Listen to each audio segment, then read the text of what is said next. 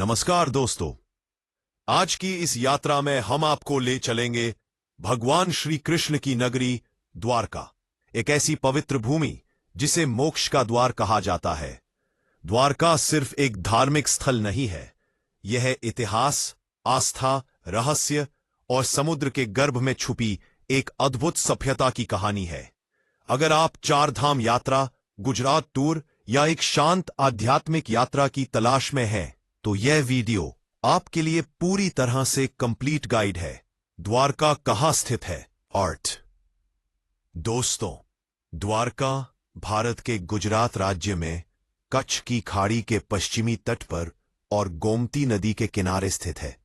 यह हिंदू धर्म के चार प्रमुख धामों में से एक है: बद्रीनाथ, पुरी, रामेश्वरम और द्वारका।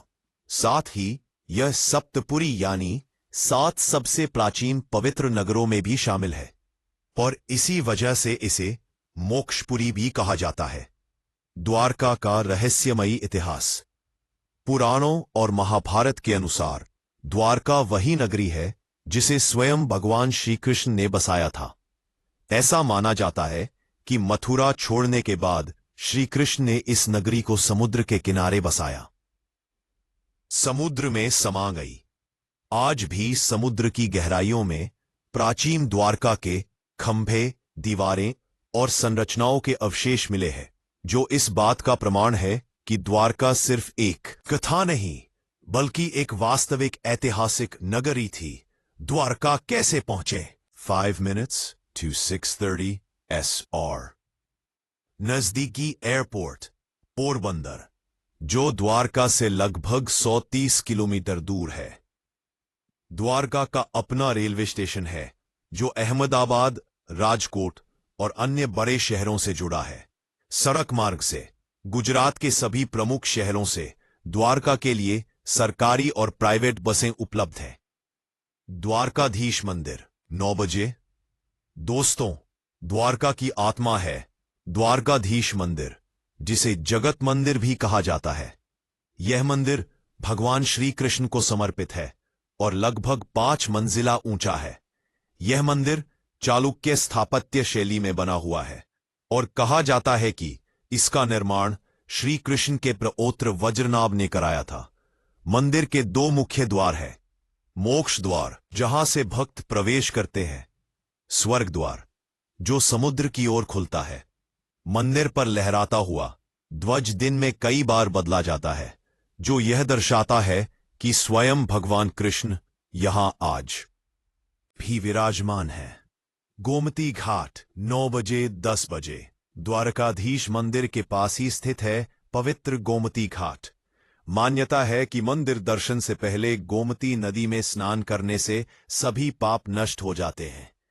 यहां सुबह और शाम आरती का दृश्य बहुत ही शांत और दिव्य होता है। बेट द्वारका 10 बजे 10 गाड़ी में। द्वारकाधीश मंदिर से लगभग 30 किलोमीटर दूर स्थित है बेट द्वारका। पहले यहां पहुंचने के लिए नाव का सहारा लेना पड़ता था, लेकिन अब सुदर्शन सेतु ब्रिज के जरिए यहां आसानी से पहुंचा जा सकता है।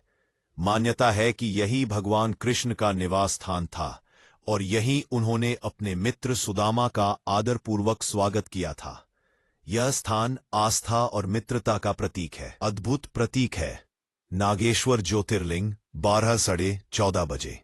द्वारका से लगभग 16 किलोमीटर की दूरी पर स्थित है नागेश्वर ज्योतिर्लिंग। यह भगवान शिव के 12 ज्योतिर्लिंगों में से एक है और इसे पहला ज्योतिर्लिंग भी माना जाता है। यहां भगवान शिव की लगभग 80 फीट ऊंची प्रतिमा दूर से ही दिखाई देती है। रुक्मिणी देवी मंदिर 14 से 24। द्वारका शहर से करीब 2 किलोमीटर दूर स्थित है रुक्मिणी मंदिर। कथा के अनुसार ऋषि दुर्वासा के श्राप के कारण देवी रुक्मिणी को इस स्थान पर अलग रहना पड़ा। यह मंदिर प्रेम, त्याग और सहनशीलता का प्रतीक माना जाता है। शिवराजपुर बीच 15 से 16:30।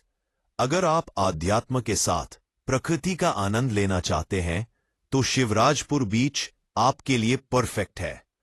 यह द्वारका से लगभग 12 किलोमीटर दूर है और इसे ब्लू फ्लैग सर्टिफिकेशन प्राप्त है।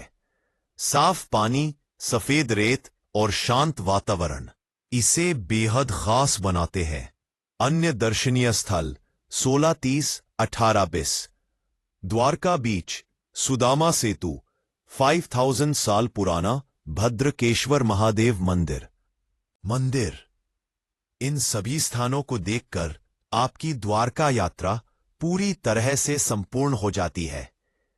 आउटरो 18/5/30 द्वारका